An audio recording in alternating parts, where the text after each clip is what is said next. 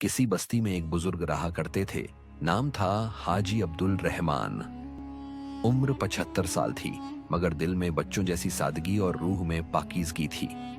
उनका हर दिन नमाज, कुरान की तिलावत और जिक्रुल्लाह में गुजरता था। पूरा मोहल्ला उनकी इज्जत करता था और अक्सर लोग उन्हें कहते, हाजी साहब, आपको देखकर ईमान ताज़ा हो जाता है। वो हमेशा कहते, बेटा, मौत दरवाजे पर खड़ी है, पता नहीं कब अंदर दाखिल हो जाए। एक दिन का वाकया है, जुमा की नमाज थी।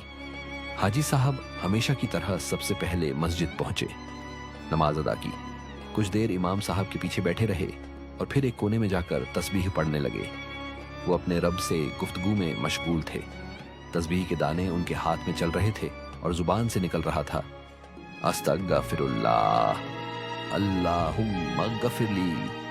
तभी अचानक उनके चेहरे पर अजीब सी रोशनी फैल गई। आंखें आसमान की तरफ उठी और हल्की सी मुस्कुराहट उनके लबों पर आ गई। उन्होंने फुसफुसाकर कहा, आ गए तुम, ले चलो मुझे, अब देरी ना करो, मेरा रब मेरा मुंतजिर है। पास बैठे एक लड़के ने सोचा कि शायद बुजुर्ग नींद में कुछ बड़बड़ा रहे हैं, लेकिन तभी उन्होंने अपनी कमजोर आवाज में एक आयत पढ़ी, या अय्यतुहन नफ्सुल मुतमिन्नह इरजई इला रब्बिक रादियतम मरजियह। ऐ इत्मीनान वाली रूह, अपने रब की तरफ लौट चल, तू उससे राजी है और वो तुझसे राजी है।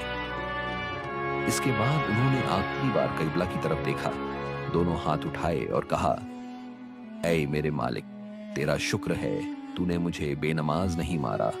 तूने मुझे इस हालत में बुलाया जब मैं तुझे याद कर रहा था। और वो सजदे में चले गए और वहीं उनकी रूह कब्ज कर ली गई। सारी मस्जिद में सन्नाटा छा गया।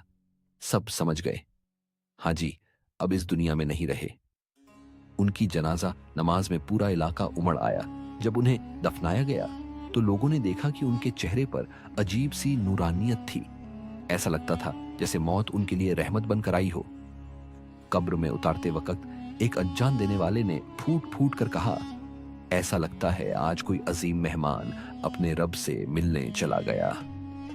ऐ इंसान, मौत हर किसी को आनी है, लेकिन किस हाल में आएगी ये हमारे आमाल पर मुनहसिर है।